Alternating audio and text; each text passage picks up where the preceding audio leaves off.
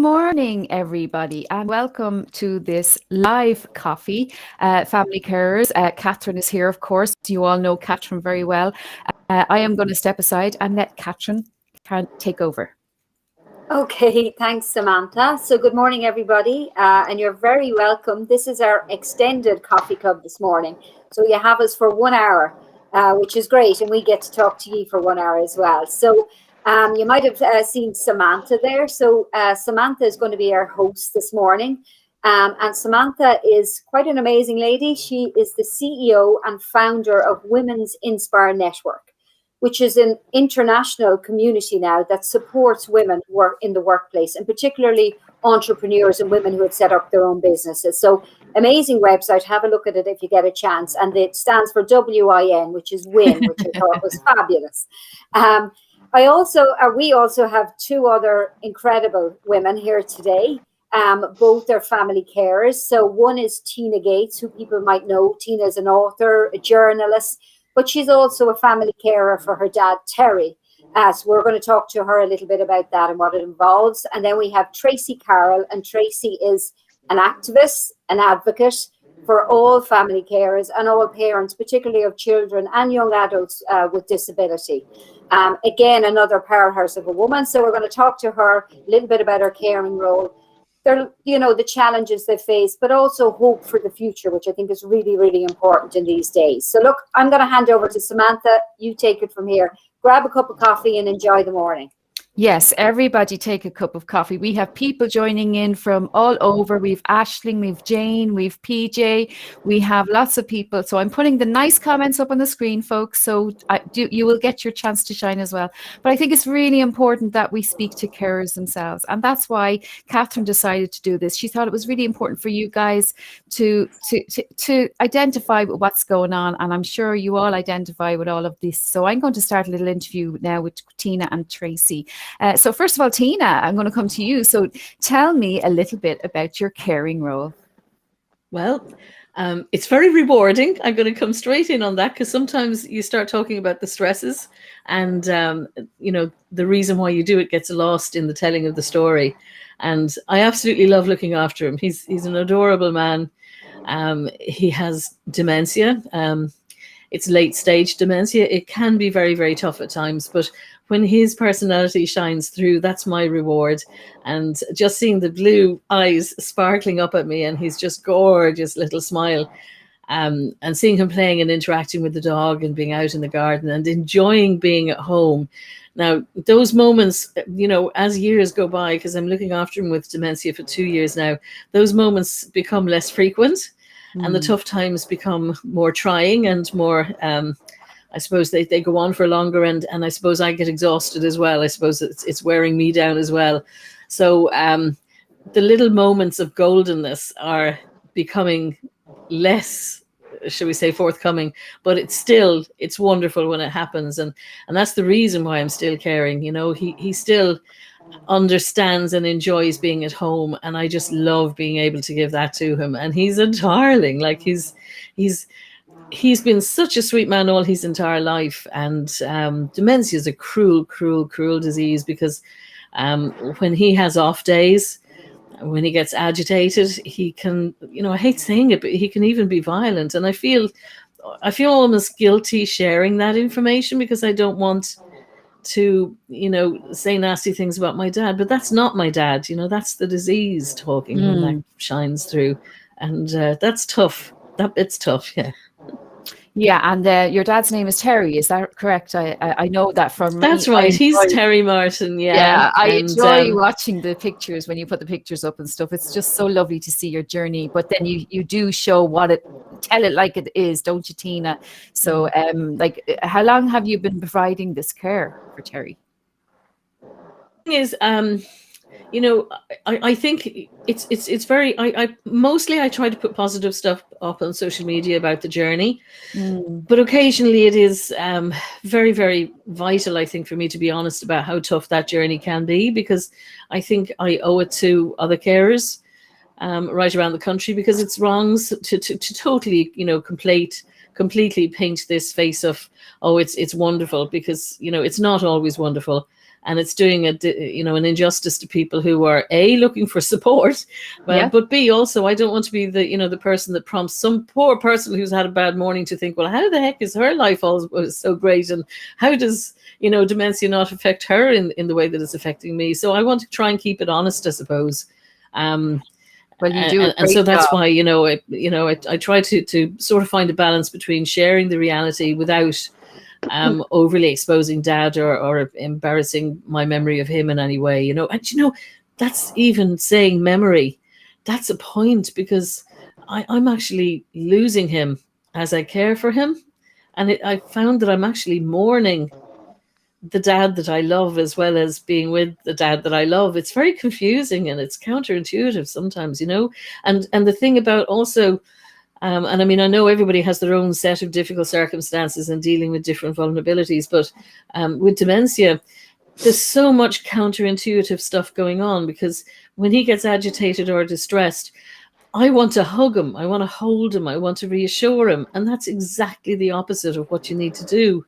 You're told to deflect and distract and to back off and give them their space, and to, and it's incredibly difficult sometimes to do that, because all I want to do is just wrap him up and hug him and stroke his hair and tell him it's okay. But he would fight against that. He would find that very threatening, and it would be the worst thing that I could do for him. And every bullet point list of things to do for dementia have distract and deflect on it, but it took me a year to figure out how to distract and deflect. Nobody tells you how, nobody gives you examples, so I'm going to give you one that worked for me, because sometimes they don't work. But he woke up and he'd had some sort of a nightmare which continued into daytime, and it persisted, and it turned into a session. But basically he was convinced that there was a gas leak and that the house was on fire. So a year ago, I would have been saying, no, the house isn't on fire, Dad, and trying to reassure him, and he would have got wilder and wilder and wilder. But this time I said, Dad, Google Dog put the fire out, and I rang the firemen, and the firemen are after saving the whole street, and they say that you were amazing, because if you didn't let them know about the gas leak, everybody else would have died in the street, and you're a hero. And it worked. He had a big smile on his face, and it actually worked. So, it's, but I'm only learning, and I'm learning every day, and something that works today may not work tomorrow. So I'm out on social media and on Google all the time, looking for ideas and looking for tips and hints to kind of fix an ever-changing situation. And of course, the horrible reality that it's unfixable, really, at the end of the day. You have to deal with that too. So it's beautifully rewarding. It's terribly challenging. But I wouldn't have it any other way. Well, that's thank you, and Teena, that's lovely valuable advice there as well for anyone caring for someone with dementia. We're going to come to Tracy in a minute and hear all about Willow, her daughter. Just one other question though, just Teena, how have you coped this past year through COVID? Oh man, I'm going to give out about the government now. This has been the toughest year of my life. And of course, pandemic is after hitting everybody.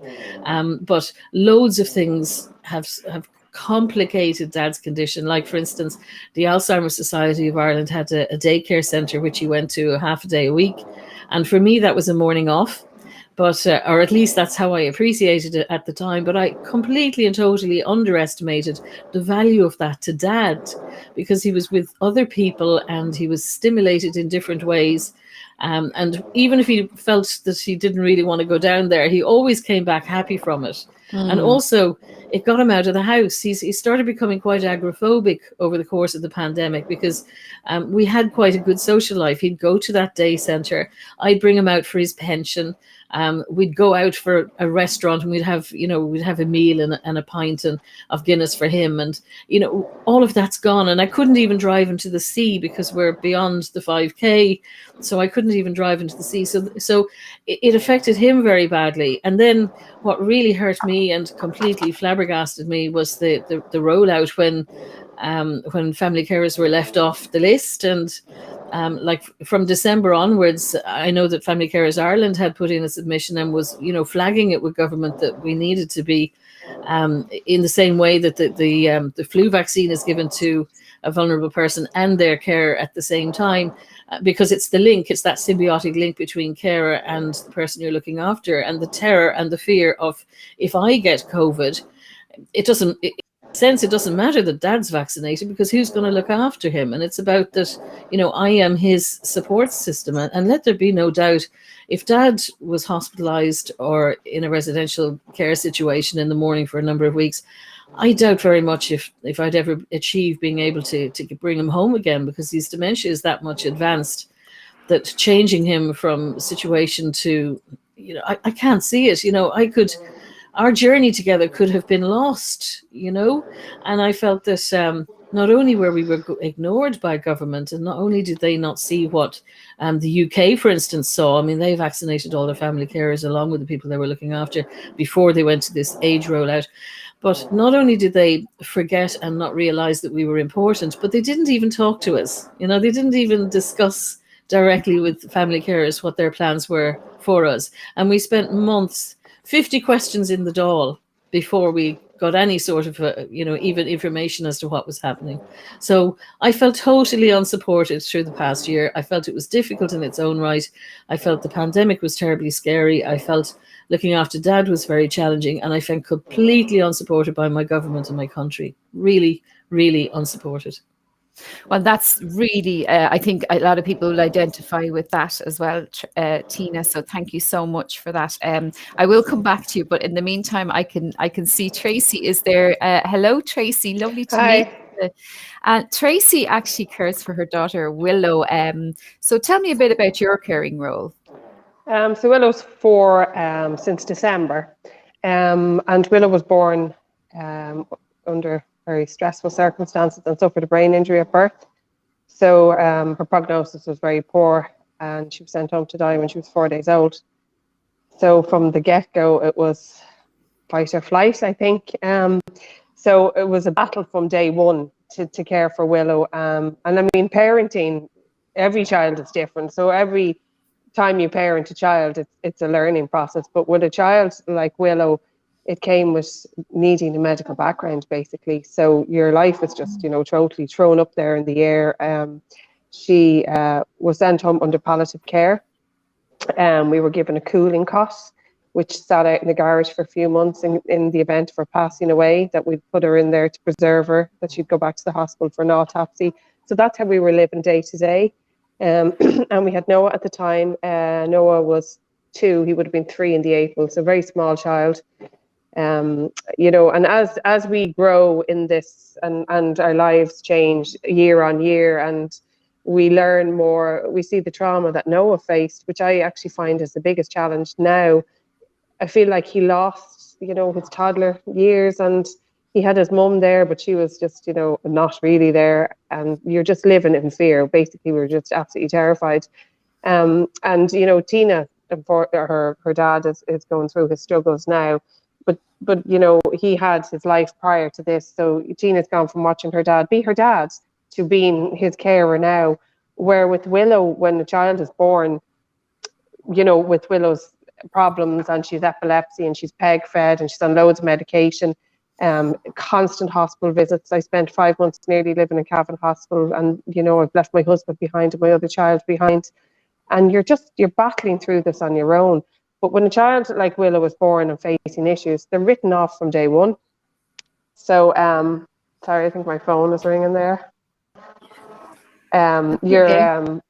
You're left on your own. So she's considered not, that she doesn't deserve equal rights of a child. So she's not deemed a child as every other child would. And I think that's the one thing that's really stood out to me, is the lack of support and services and recognition of the fact that she's a child, and she still deserves a childhood no matter what way that is, and what interests she has and what way she should be educated. So it's a very, very different world, and it's a very different childhood, and it's almost, seen as you don't really have a child, if that makes sense. It's, oh God, love you have it so hard. I must hear that once a week. And my answer always is, well, it could be worse. And it can be worse. She's here, she's engaged, she knows us, she's absolutely gorgeous. Her eyes would just, light the sky, and people meet her and they just fall in love with her. She's just like that little piece of me that was missing for so long. You know, I was 40 when I had Willow, and I really feel like I've started living my life from the age of 40. Now, the first 2 years were absolutely horrific. We all struggled emotionally, mentally. You know, the guilt around Noah really just that hurts me a lot. You know, it hurts for him. Now he's doing great, but you know, we've had to look for supports with him with therapy. So your life is completely blown from under your feet, and you're crawling out of the rubble of this life. And as a carer, you know, it's a case of, well, you know, you just have to get on with it, because, you know, this is the resources, and, you know, you don't actually even know. I mean, I met Catherine, family carers, I think it must have been 2 or 3 years ago maybe, but prior to that I didn't even know about them, because nobody comes out and says to you, okay, this is your support network. These are the people that you can reach out to. There's other parents going through this. You've got someone you can talk to. You know, someone will understand what you're going through. You're not on your own. Where really and truly you feel like you're on your own. And I was so angry. I was angry with John's family and my family that they could go home at night and close their door. And, you know, they didn't have to worry about what we were dealing with. You know, I used to lie awake at night holding my hand on Willow's chest to see if she was still breathing, just waiting for that last breath. Now she snores so loudly the whole house can hear that she's still with us. And the nights that I did fall asleep, I'd actually hope that I didn't wake up the next day, because I didn't want to have to live this trauma day in, day out. Siblings, they don't get any supports. You know, Noah was just, he was trying to find his feet as a child, never mind a child that's living in this madness. And his mum gone here, there, everywhere, like hunting the whole time. You're looking for answers to things. You're looking how to improve her life, how to make her safe, how to make her healthy. And you can get all the medical information from doctors. And we had a fantastic pediatric consultant, Alan Finan, who's gone taking a sabbatical for 2 years, but we're still in touch. And, you know, I always say without him, we wouldn't have got to where we are now. He was just fantastic. So if you can find that person, you're really lucky, but it is potluck as well. So you're really just battling the whole time. And you do feel like there's nobody out there that's going to hold your hand and just say to you, it's okay. You know, you're going to have a bad day. I mean, Tuesday, I just cried for Ireland. I don't know why, but I cried for everything that Willow was dealing with. She has early signs of scoliosis. She's a dislocated hip. One leg is shorter than the other. We have no equipment at the moment because we're left waiting for funding. Everything's been assessed. The HSE are just haven't even told us when it's going to be funding. We've no wheelchair. We've no seating for the house. You know, all of these things and everything, it just happens away. It just comes all at you at once. And I cried and I cried and I cried, which is not like me. But you have to have those days. And you have to know that it's okay to have those days, because you're human. And you have those days and you just let it all flow out and have a good old rant with yourself and get up the next day and you just keep going anyway, you know, because you don't have a choice. But yes, as Teena said, it's an absolute pleasure to be at home with my children, to be a full-time mum, because I probably wouldn't have done it. I would have, you know, I was working part-time when I had Noah, and I would have continued on and, you know, been focusing on my career. And now I get to be with them every day and I don't miss anything. I get to see all the little things. We never thought Willow would talk, and of course the only thing she's saying is "Dada," typical. But she's saying it, and you know, it's because you're there the whole time and you're listening to it. And first I heard it, I was like, "Is that really happening?" And I was telling John, he's like, "I don't think so." And then 3 o'clock in the morning, she's looking at him going, "Da da da da." So now he knows, you know, and we get to experience everything. And even with Noah and the therapy he's going through and the social issues that he would show, because he sort of got locked in age 3 socially, but then would tell everyone he was much older because he felt he needed to be responsible. So he was stuck between the age of 3 and 10 mentally and trying to bring him back. But I get to see everything that's going on with him and I get to invest everything in him. So, you know, being a carer has massive rewards as well, huge rewards, and I can make a difference to my children. And I know the supports are there. Family carers are fantastic, you know, and I mean, Catherine is actually the only one that came to us in the whole pandemic and gave us PPE because we had nothing, you know. And I laughed, you know. I started a blog called Willow's Way, and it was really to show our life, the difference of it. And Noah would say that Willow's a fairy elf. She was born on the 1st of December, the day the elves come back. but Willow has special powers and she's a fairy elf, and he developed this whole beautiful world around him, and he's an elf, and he's just waiting until he's 8 and then he's going to work in the North Pole, so we've another year with them. So created this lovely little world, and we share, you know, our blog, and I would be honest as well, I put it up on Wednesday or Tuesday that I cried, because you have to show that you're human too, and I'm not a super mum, I'm just doing my best. And I have bad days, and we struggle and we fight. And I think the one thing that really stands out for me as well, I'm someone who's obviously quite strong-minded and stubborn. I think, you know, the kids take after me in that sense. And I'll get up and I'll fight and I'll go and I'll resource and everything. But what always worries me is the families that are really just caught up in this whole cycle of getting up in the morning and dragging yourself through the day. And, you know, you're fighting.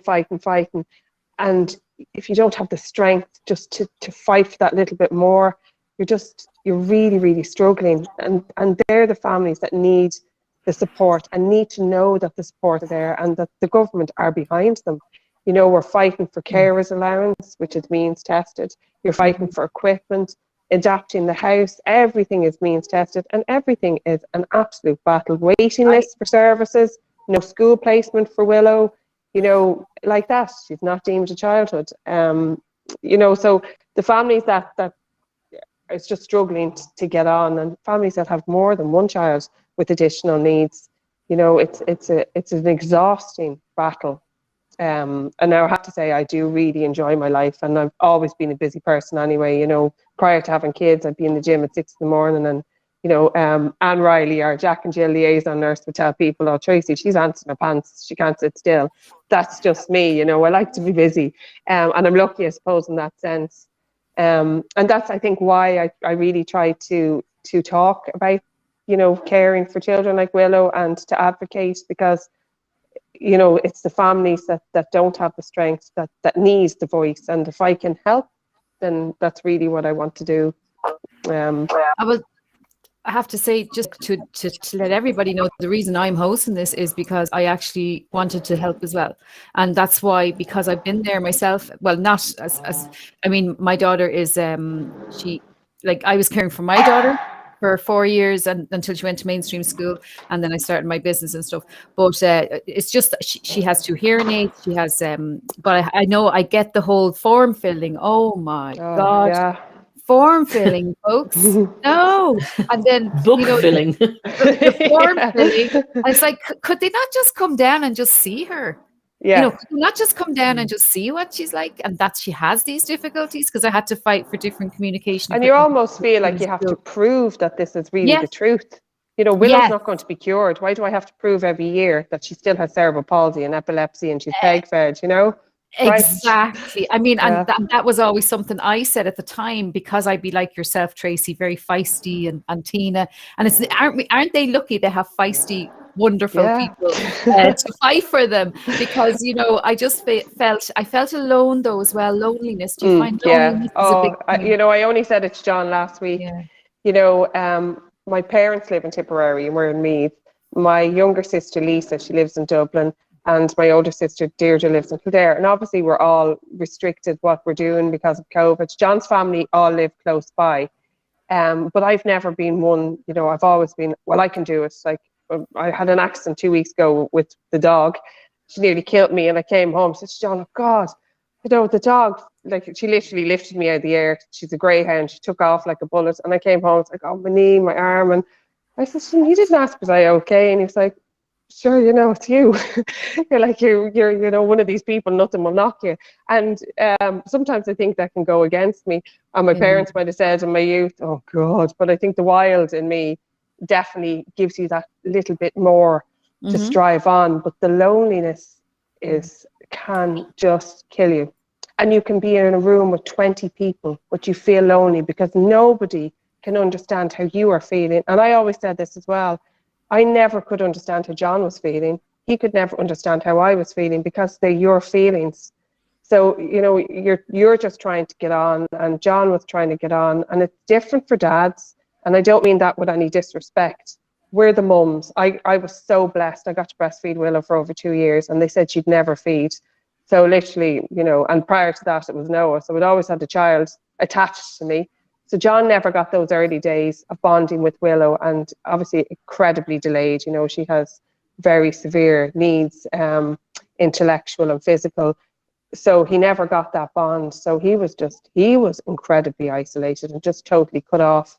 And there's just those moments that you're sitting there. I remember going to a family barbecue or a family gathering at John's family, and he has 6 siblings and their partners and all the kids, and just sitting in a corner, just felt like I might as well have been on a different planet. I just felt like I was in this bubble of black despair and loneliness, and I just wanted to disappear. And everybody was busy around me, and you know, I remember then John drove out. He was test driving someone's Jeep, John's car mad, and drove out, and I caught a glimpse of him, and in those split seconds I remembered us before this, and I just got that memory. I just thought, okay, we can do this. I don't have to feel like this. There is another way. And you know, if you can just take those little memories and build on them, and it's just stepping stones, you know, nothing's going to happen overnight, and just feel the way you feel now, you know. And if you're lonely, just, I'd say to John, I'm so lonely, and he'd be looking at me going, but you were standing beside you. I'm here. Yeah. I mean, he'd come in from work and I'd be like, any news, you know, who are you talking to today? And I could see him going, oh God, I'm just going to get my runners on and just do a few miles. And, you know, you're just buzzing to talk to someone. My mum and dad would ring me every day. I haven't seen them since Christmas. I just cannot wait to just, my dad has these hugs that would nearly kill you. Like, he's so strong. And Willow adores her granddad. My dad would ring her, and her whole face lights up, and she'd giggle on the phone to him. And Noah is just like my nana's, or his nana's sidekick. Like, Noah and my mum are just so close. But it's the loneliness of hearing their voices, but not being able to touch them or see them. And this is not even just through COVID. I mean, caring for someone is a lonely world. It really is. And you keep yourself busy with, you know, research, you know, as Teena was saying, she'd read up and everything, and you're looking for answers. Thank God for the internet. Huh? I know. I suppose, like you're looking at Facebook and you're like, oh God. But you know, it just takes your mind off something stupid on telly. I never watch telly, but if I get up at 3 o'clock in the morning, I'll put some form of rubbish on that is just emptiness, you know, it's just background noise and you don't have to think about it. And it's just, you know, you lose yourself in something for a while, and they're the little things that keep you going until we can see those people again. Well, Tracy, I think you're so inspiring. Both of you, Teena as well. I've always had, but you really are to me. I mean, I know how lonely it is. I know how you have to fight for everything. I know I had to fight for everything, and Abby didn't have as special needs as Willow. Just want to point out, Anne Figgis just said, great to be able to subtitles so can follow. Just Anne, I don't know if you can hear what we're saying now, but there is a setting in your Facebook that you can click to show the subtitles coming up as we're speaking. So I don't know, Rory, if you want to play around with that. Rory is there in the chat. If you can actually find that function. But I know in your phone, folks, if you're watching, there is a function on Facebook where you can actually get the as we're speaking, subtitles will come up. Just I will check that out afterwards. Remind me, Catherine. Okay.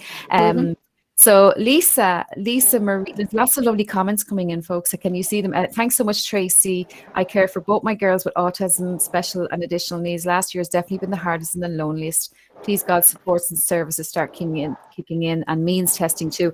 And I have to agree as well, Lisa Marie. I felt always, you know, why are they getting me to fill this form in again, as you say, Tracy? You know, it's like things like that. So there's loads of things that I don't feel are totally necessary. And you feel disrespected as well, like, you know, just I'm not out there, you know, I've worked my whole life, John's worked his whole life, and this is the thing that really irks me as well. You know, I've paid my taxes, John's screwed for taxes, you know, he's the high earner, I was the same, pay for everything, we have a mortgage, we pay our house insurance, life insurance, we have our own cars, and the minute you ask for support, we'll fill out this form, sorry, it's means tested, you're not eligible.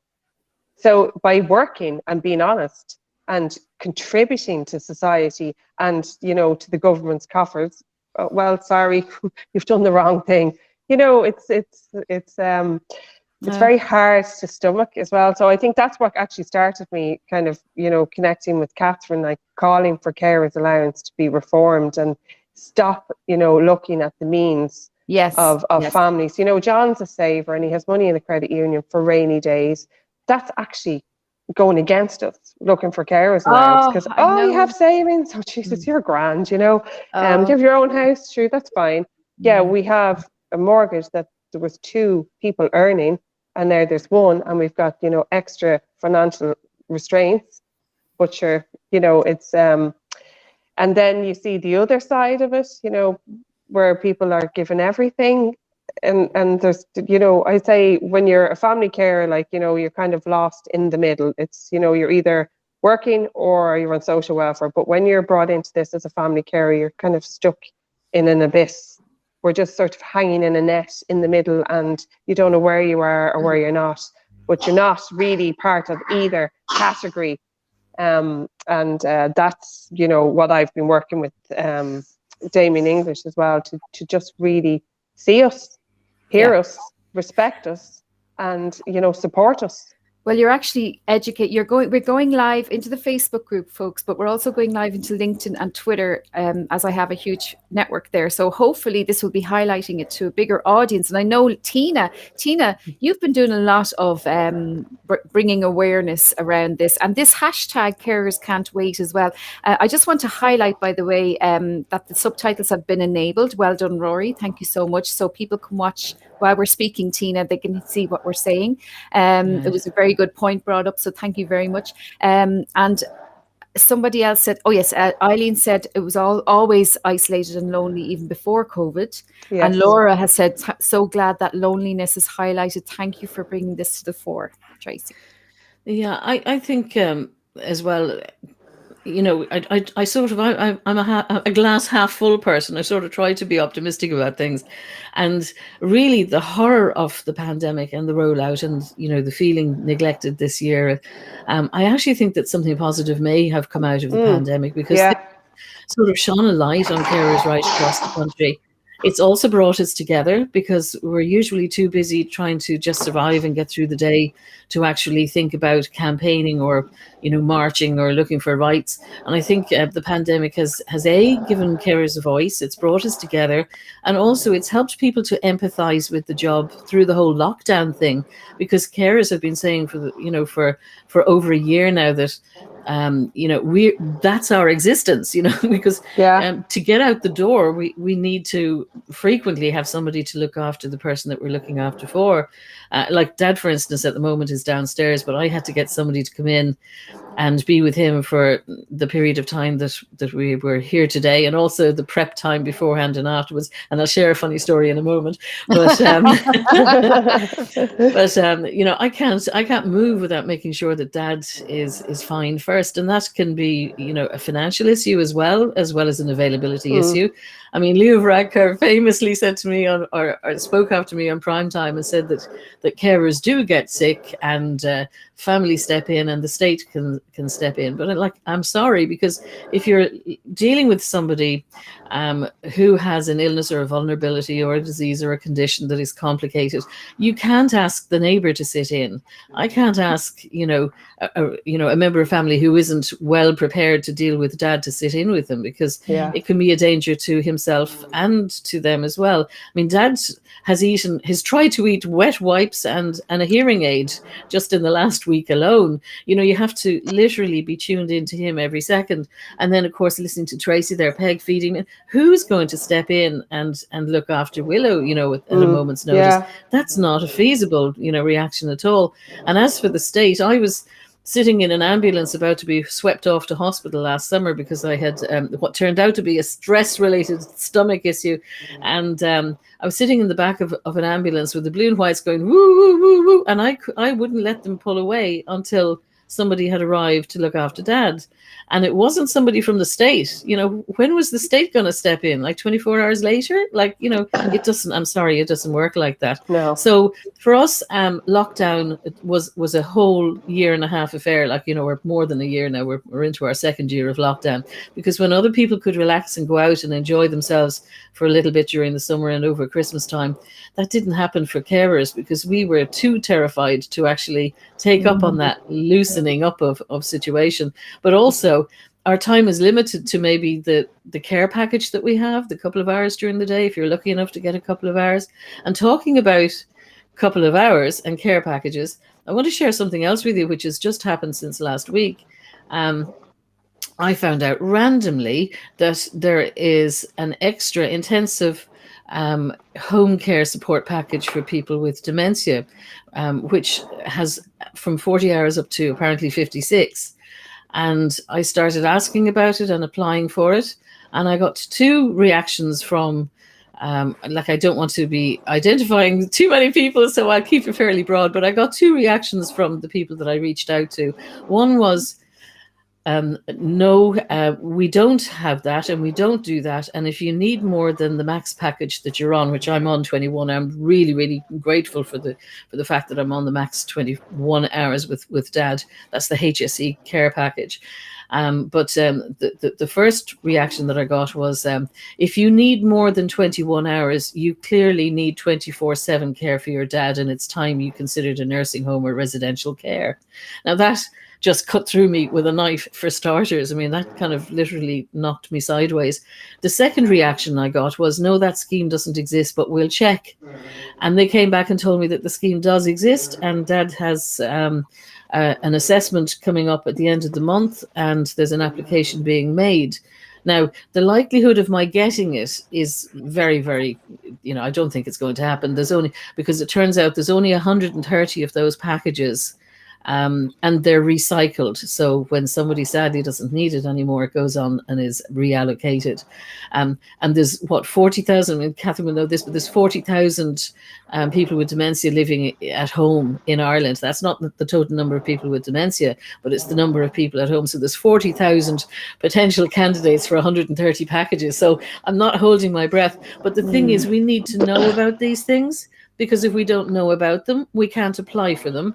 And if applications aren't made, well, then there seems to be no demand for them. So it's so vital to be told about what's available out there. And I have searched every inch of the website, the HSE website, and the only reference I found to it was in the older person's plan for 2020. There were a couple of lines about this intensive care package, and I'm sorry, but that's wrong. I mean, if something is there and it's there to be had, it should be available to everybody. And even if you can't, if the state says it can't afford any more than 130 packages, we should still know about it. It feels to me that in Ireland that we're hiding stuff, that we're keeping information away from the people who need it. And that to me is just, where did that thinking come from? And where does that thinking ever help anybody? And Tracy's right about the forms, and we were all laughing about the book of forms. I mean, with digital age now, we really shouldn't have to be repeating all of this information. We all have to state our identity numbers when we're making an application out for something, and that information is that should be standardized. And we have social workers. They're wonderful. I mean, mine is fantastic, and they could cut a lot of that paperwork down.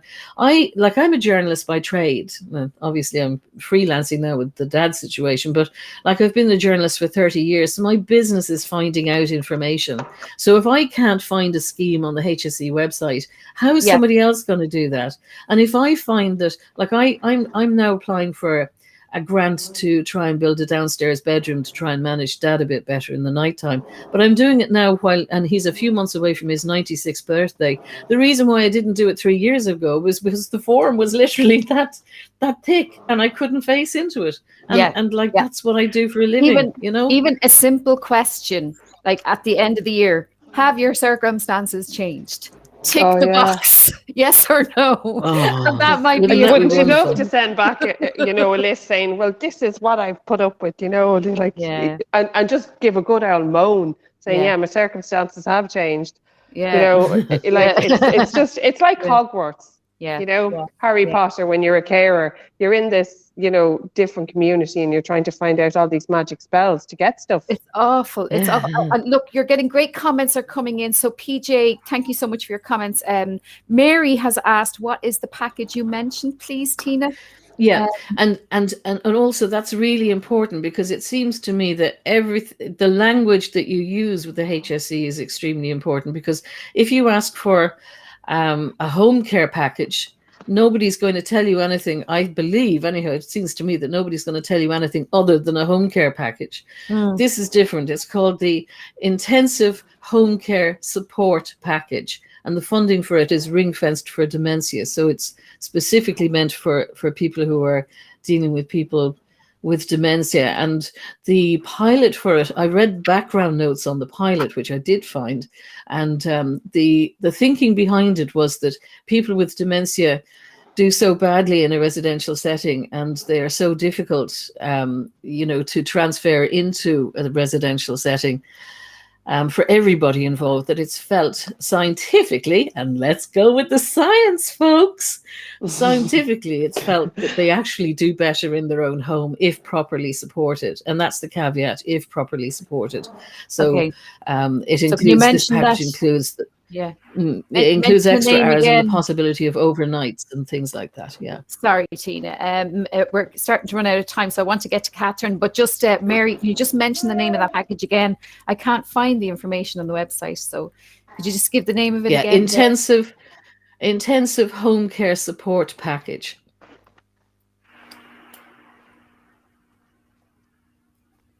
Okay, I'll just put it at the bottom there so that I can show it. I see Tracy has to go and care for Willow there. Yeah. Right? Yeah. Well, we understand that, so that's okay. A quick All move. right. Yeah. Is that Willow we can hear in the background, by the way? Yeah, she's Right. she's shouting at the dog. Okay, well, look, I'm going to go. That takes us nicely to Catherine and how family carers help with information and all of this stuff. So, Catherine, thank you so much for being here this morning. How has the last year been for Family Carers Ireland? Look, it's been such a difficult year, I think, for everybody in society. But I would say family carers in particular have probably felt it the most. And I think there's two reasons for that. And I think one is that really our government and our society did not step up and recognize them or support them, through this year. And I don't think that was willful. I don't think they did it intentionally, but carers have definitely felt forgotten about and ignored through the year. And I think it started with, as soon as there was a big demand for PPE, which is the personal equipment, gloves, as Tracy mentioned, we would have thought that carers would be prioritized for PPE. Many are providing full-on personal care to their loved ones. They didn't get it. So we ended up getting money from the corporate sector, in particular. Irish Life were really supportive, and we were able to get PPE packs out to about 3,000 carers around the country. Couldn't have done it unless we got that support from the likes of Tesco's as well. I think that was the first thing. I think the other thing is then carers weren't prioritised for testing for COVID-19. Again, it's almost as if they don't exist or they weren't as important. And so we fought for that. And I suppose the biggest one then was carers weren't prioritised for the vaccination. And we battled this since December. We fought it at all politically. We fought it through the media. We had, carers like Teena, like Tracy, like our carers then in Wexford, fighting this every day. And we just didn't get it. No matter what happened, carers weren't included as a priority group for vaccination. So we've come to, I suppose, the end of the year. At the beginning of the year, we did things like the PPE. We had to start putting our training online. I see Willow there. I see Willow. We had to start putting our training online because we couldn't go face to face and provide training to carers in the rooms where we did in the parish halls. So everything went online. We set up, and I think a really important one was we set up a hardship fund. And that allowed us to buy equipment for carers, in some cases put oil in their tanks. One family carer, we bought bite-proof clothing because her daughter was so upset with having lost all her routine that she couldn't cope emotionally with her life being turned upside down. We bought her mum bite-proof clothing so that she wouldn't be injured. I mean, that's, I suppose, the reality of the day-to-day caring of family carers. So we're here, we advocate, we support carers any way that we can. And whether that's practically through that financial support, it could be training. We also started providing counselling for family carers because the emotional journey is so difficult. And so our counselling is now online. We have trained counsellors who provide that emotional support to family carers at a time when they really need it. But I would say, as well as all of that, I actually think there is hope for the future. And I think as we come out of COVID-19, and I remember listening to our president, Michael D. Higgins, spoke on the Late Late Show last May, and he said that this is a real opportunity for deep reflection. And he said, coming out of COVID, we should rethink the importance of caring. And I think that is so important. And he was talking specifically about care in the home at that time. And if we can come out of COVID and look at how can we improve the lives of family carers, how can we help them to keep caring safely and keep their loved ones at home for as long as possible. And we can do that in a number of ways. And if we look at the programme for government, which was written last year, they have promised 3 really key important things. The first one is that they will introduce legislation to give carers a legal right to supports in their home. That is so important. We have fought for that for years. So if you have a legal right to support in your home, at least if you don't get it, you have something to go back to. You can go back to the legislation and say, I have a right to this. So that's the first one. The second one is they have promised to put in place what they call a carer's guarantee. This is basically a proposal that would give all family carers a bundle of core support in their own community when they need it. And that would include respite. It would include training, which I think a carer mentioned. Family carers never get training. You know, they sometimes wake up in the morning if you have a child with a disability or an adult or, you know, your family member has been diagnosed. There's no training. You're literally thrown into it. So that training will be there as well at the start of your journey and throughout the journey as you get towards maybe palliative care as well. So that training is really, really important. So that carer's guarantee is a bundle of supports and services that will be available to each family carer in their local community. Really important. It would end the postcode lottery that we see where you live determines what you will or what you won't get. And I suppose the last one then is, and when we talk about this, people think, oh my God, what does that even mean? The National Carer Strategy. And I think sometimes carers go, you know, I'm just getting through day to day. How I can't think of strategy. But actually, the National Carer Strategy would be a plan for the next 5 to 7 years that would actually put in place things like respite for family carers. It would put in place things like Teena and I think Tracy mentioned as well, getting access to things like housing adaptation grants, getting access to equipment when you need it. So while the strategy is an overarching document, what's contained in that is really, really important. And the government have said they will fund it and they will refresh it. It's up to us as an organisation with the support and the voice of all the family carers to make sure that they do that. So our commitment is, I promise we will fight for that. We will keep pushing for that. But in the meantime, I do want to say to family carers out there, Family Carers Ireland, we are here. You know, we're here to listen. We're here to support. We have a free phone care line for, you know, when days are tough and you just want to talk to somebody who won't judge you, who won't, you know, think anything of what you say. And that free phone, I know it's coming up in the end there. It's 1-800-24-07-24. But just for family carers to know that we're here, we want to be your voice, and we will help you any way we can. And I promise we'll keep doing that over the next few years as well. So. And we're so lucky to have voices like Teena and Tracy as well. And we're seeing the reality here right now as we can hear Tracy. Willow crying. Yeah, I mean, she wasn't well last week. So, yeah.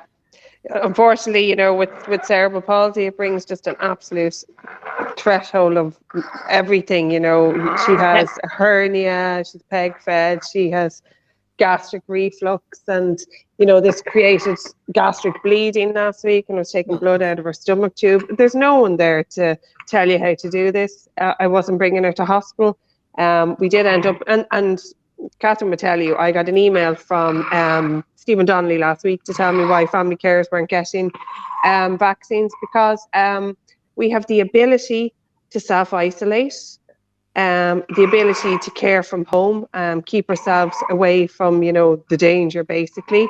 Well, I was in Crumlin Hospital last week, and I was in Cavan Hospital last week, and I was at the doctor, and I have to collect Noah from school, and I have to bring Willow for physio appointments. I'm not self-isolating. So who's going to do all of that? Who takes Willow into a hospital? I'm sitting in A&E in Crumlin Hospital in the centre of Dublin. How am I protected?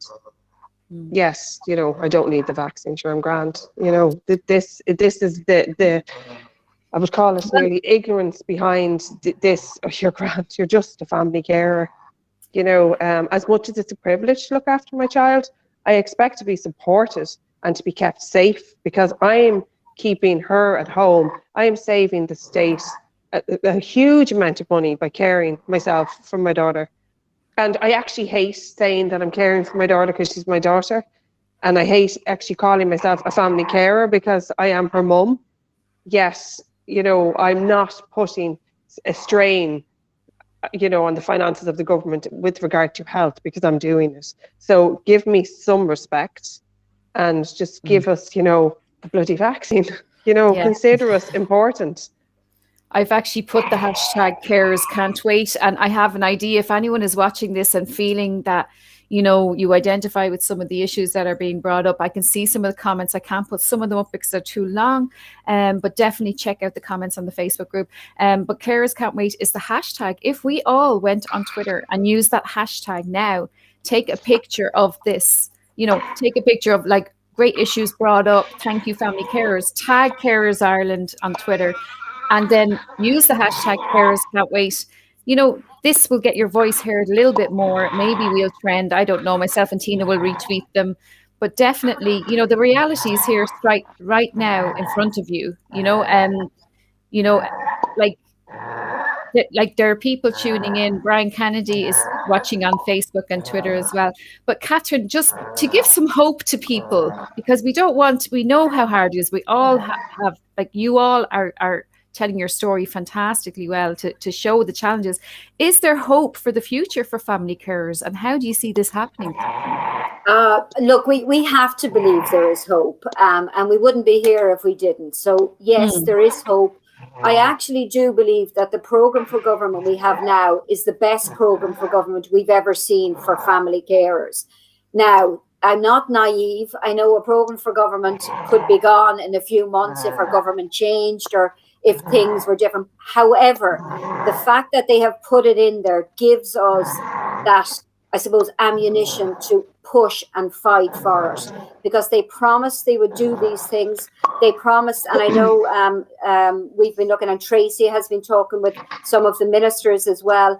They have promised, for example, they will look at things like the carers allowance and the income disregard in the upcoming budget. But I'm not naive to think if we do not keep pushing that, we won't see change. So I think for family carers, for us all to come together, we're all on the same page. We are looking to really, Family Carers Ireland, our motto is we want to impact the lives of family carers and make it a little bit easier. And that's it. So however we can do that. And I think politically, and I do think there is a will to change now. And I think as we come out of COVID, people will realise the best place to be cared for is at home. But the only way we can continue to do that is if we support family carers to do that safely. So I think that's what we need to hold on to and to keep fighting. And it is a battle, and it's a battle for every family carer. From the moment they get the diagnosis, they battle for diagnosis, then they battle for supports and services. But I would say to them that Family Carers Ireland, we're here to fight that battle with you, and we will continue doing that. Tracy, if you like, you can go on mute. Sorry, I lost you there. No, you can go on mute if you like. If you feel you don't. I've lost you. To hear. Yeah, it's if you want to go on mute, that's fine. We don't mind. Yeah, I was trying to find it on my phone. We understand. Can you mute me? Because I don't know how to do it on this phone. hang on, I'm just going to take Tracy off the screen for a minute because, well, there's a reality, folks. I'm sorry, but that is the reality, and I think we should show that. Absolutely, yeah. But at the same time, I'm trying to figure out how I can mute Tracy. So I'll just take you off the screen for a minute. Let me tell you that story, that funny story I promised you just while you're doing that. And just to share, when when the girls came over to me earlier, with literally minutes to go before we went on air, I was there trying to connect my computer, which had started to do a Windows update this morning and was literally counting down the seconds to go. And I was there with a hairdryer trying to blow dry my hair. So I blow dried my fringe and the rest was still wet. And I'm sitting here freezing because my hair is wet in the back. I have nothing on from the waist down. And I was literally grabbing for a lipstick before we went to air, and the dog is snoring underneath the desk. So, that was my reality this morning. But this is what we're trying to get across today. We're not trying to shock people. We're not trying. This is all stuff that the family carers, we if you want to do a webinar, it's not as simple. It's like a military operation. If you want to go on a webinar and get the word out and have the voices heard of all of you people who are watching today, we're trying to help get your voice out there. I've taken Tracy off the screen just so she can deal with Willow there, but that's the reality, folks. So I think it was no harm for you to see what Tracy has to do. And we never get to dry her hair, Patricia says. We never get to dry her hair. And it's a lovely color hair, Francis says. And Heather says, thank you, Francis. But I think it's important for us to actually show everyone that there is hope. It is difficult. We need to help each other and support each other because we can all support each other by getting the word out, by listening to what Teena's saying, listening to what Catherine is helping Catherine get the word out to other carers, all that kind of stuff, helping Tracy. There's always hope, but unfortunately at the moment is the fantastic charity shining a light. So absolutely. And there's beautiful Willow there. So thank you so much. Tracy, thank you for sharing your story, and let us have a little sneak peek into your life and meet Willow. And Catherine, have you anything? Can the IT guy take a snapshot of the 4 ladies on the call and post it on social media to show this conversation is happening? Absolutely. It's gone live to Twitter, Morris. It's gone live to Twitter. Yeah. Rory is there. I can take a screenshot as well. But definitely, absolutely, if everybody takes a screenshot and tweets it out and uses the hashtag carers can't wait, that's really the way we're going to highlight this.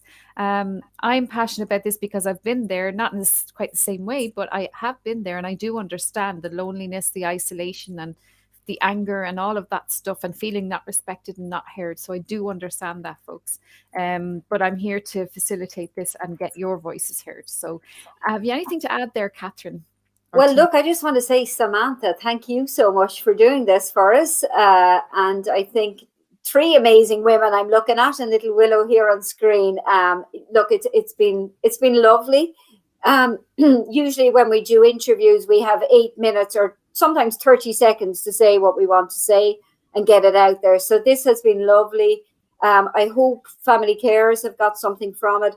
For us, we felt it was so important to have family carers talk and other carers to hear, you talk, because obviously so many carers can relate to what you've said today.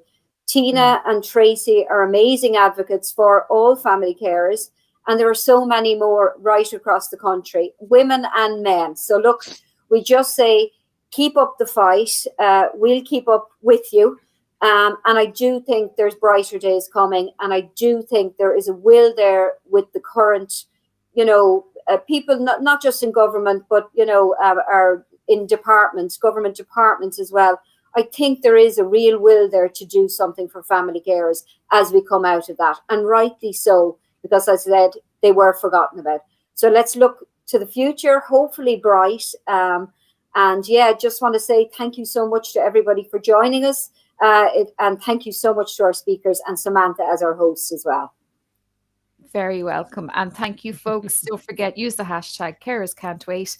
I'll see you on Twitter. I will retweet every single person that uses that hashtag, and I'm sure that Teena will as well. Yes. Mm-hmm. Yeah, okay. Absolutely. Goodbye, everybody. Thank you Thanks so much. much. Tracy, mind yourself. Bye, lovely. I can't wait to actually chat to you properly again, because actually I love your spirit. I love your I love both of you, the courage and the inspiration and just your spirit. I love it. So definitely you have an ally here in me anyway. So thank you everybody for joining. Thanks for your comments, and you can watch the replay afterwards as well. Okay, bye.